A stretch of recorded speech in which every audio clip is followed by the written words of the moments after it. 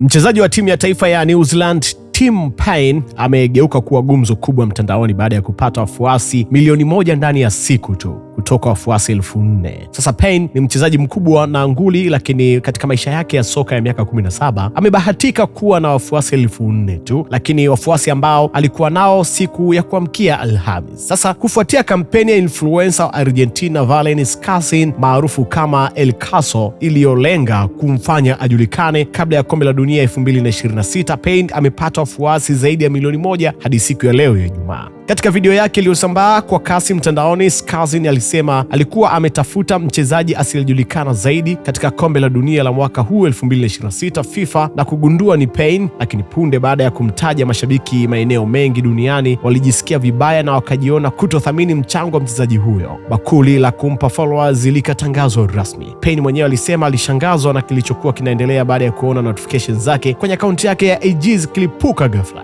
Amezungumza kwamba, na hapa na nukuu, "Nilikuwa najiuliza kwa nini akaunti zangu za mitandao ya kijamii hasa IG imechanganyikiwa hivi," alimwandikia Scarsine kabla ya kuongeza kwamba asante kwa support hermano, mwisho kunukuu. Hasa mchezaji huyo mwenye miaka 32 ametajwa kuiwakilisha New Zealand katika kombe la dunia litakaloanza Juni 11 nchini Marekani, Canada na Mexico.